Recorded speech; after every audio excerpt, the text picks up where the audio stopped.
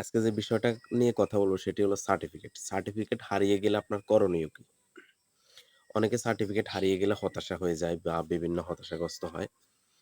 তো আপনি সার্টিফিকেটটা হারিয়ে গেলে আপনার নিকটস্থ যে থানা আছে ওখানে প্রথম অবস্থায় গিয়ে আপনার যে ফটোকপিটা আছে সার্টিফিকেটের, যেমন সার্টিফিকেটে বা অ্যাডমিট কার্ডের যে ফটোকপিটা আছে ওটা নিয়ে বা আপনার এনআইডি কার্ড নিয়ে যাই থানার মধ্যে একটা জিডি করবেন।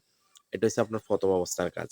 জিডি করার পরে আপনি আপনার নিকটস্থ যেই প্রেস ক্লাব বা প্রেস অফিস মানে সাংবাদিক অফিস আরকি যেটাকে বলে, যেকোনো একজন দৈনিক মিডিয়ার সাংবাদিকের সাথে যোগাযোগ করে পত্রিকায় একটা বিজ্ঞাপন দিবেন।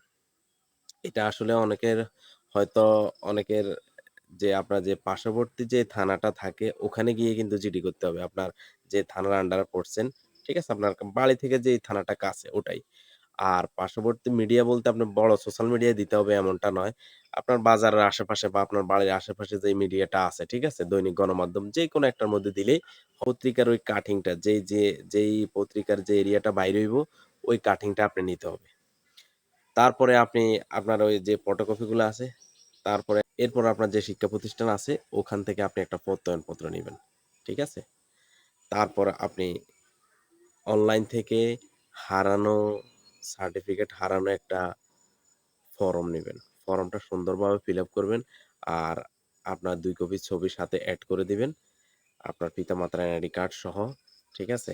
যাবতীয় যে ইনফরমেশন গুলা ওখানে এড করা লাগবে, ওই ইনফরমেশন গুলা এড করে আপনার নিকটস্থ যে বোর্ড আছে বা আপনি যে বোর্ডের অধীনে, ঠিক আছে? উচ্চ মাধ্যমিক, মাধ্যমিক সমস্যা নাই বা জাতীয় বিশ্ববিদ্যালয়। আপনি যে বোর্ডের অধীনে আছেন ওখানে যায়ে অফিস কক্ষে ওটা জমা দিলেই ইনশাআল্লাহ আপনি সার্টিফিকেটটা ১ মাস বা ১ মাস থেকে ১৫ দিন প্রসেসিং লাগে। প্রসেসিং এর পরে আবার পুনরায় উঠাতে পারবেন বা আপনি যদি ওটা চান ওখান থেকে যোগাযোগ করে অফিস কক্ষে কুরিয়ারের মাধ্যমে ওইটা আনতে পারেন। এটা আসলে অনেকে আমাদের সাথে যোগাযোগ করে এই কারণে সার্টিফিকেটের বিষয়টা নিয়ে কথা বলা। আরো যদি এই সম্পর্কিত বিস্তারিত কোনো বিষয় জানতে চান, তাইলে আমারে কমেন্ট বক্সে জানাইলে হবে বা আমাকে ইনবক্স করলে হবে।